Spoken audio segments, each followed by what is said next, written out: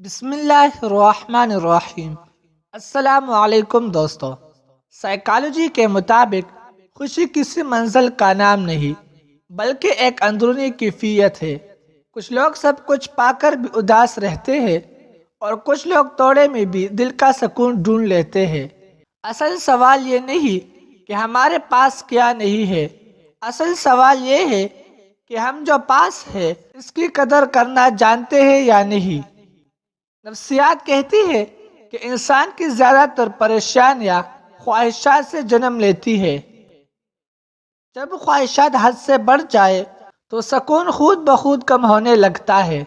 انسان اکثر یہ سوچتا رہتا ہے کہ جب یہ مل جائے گا تو خوش ہو جاؤں گا، جب وہ حاصل ہو جائے گا تو سکون ملے گا، لیکن حقیقت یہ ہے کہ خواہش پوری ہونے کے بعد نئی خواہش جنم لے لیتی ہے۔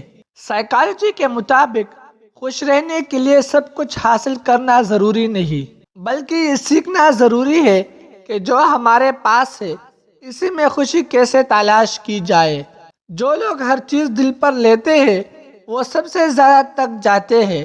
ہر بات کو ذاتی مسئلہ بنا لینا دل کو کمزور کر دیتا ہے۔ نفسیات بتاتی ہے کہ ہر بات ہمارے خلاف نہیں ہوتی اور ہر رویہ ہمارے بے قدری نہیں ہوتا۔ اکثر لوگ اپنے مسائل میں اتنے الجھے ہوتے ہیں کہ انہیں احساس ہی نہیں ہوتا کہ ان کا رویہ دوسروں کو کیسے متاثر کر رہا ہے۔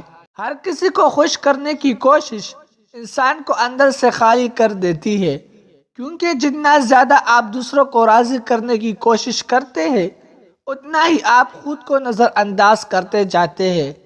سائیکالوجی کے مطابق جو انسان اپنی حدیں مقرر نہیں کرتا دنیا اسے آزماتی رہتی ہے، اور جو اپنی حدوں کو پہچان لیتا ہے وہ ذہنی طور پر مضبوط ہو جاتا ہے۔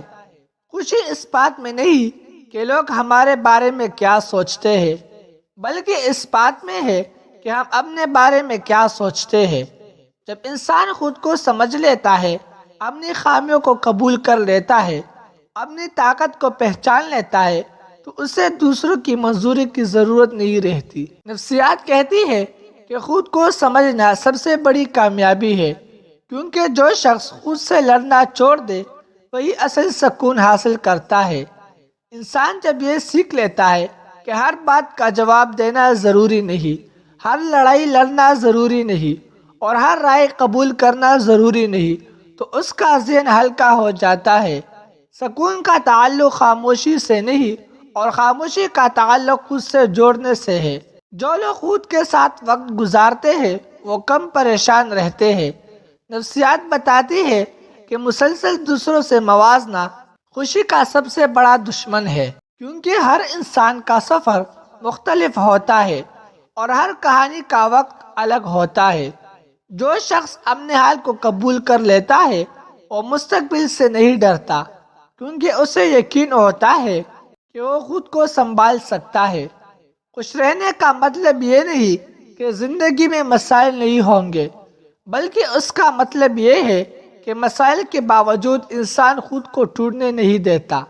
جب آپ خود کو اہمیت دینا سیکھ لیتے ہیں تو دنیا کی بے رخی آپ کو زیادہ متاثر نہیں کرتی، اور جب آپ خود سے مطمئن ہو جاتے ہیں تو خوشی خود بخود آپ کے قریب آ جاتی ہے۔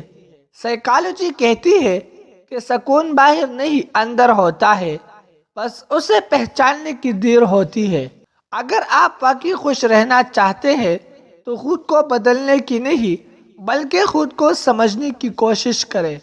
جو پاس ہے اس کی قدر کرنا سیکھے، ہر بات دل پر لینا چھوڑ دے اور ہر کسی کو خوش کرنے کی کوشش بھی، کیونکہ جب انسان خود سے راضی ہو جائے تو خوشی کسی اجازت کے بغیر خود ہی آ جاتی ہے۔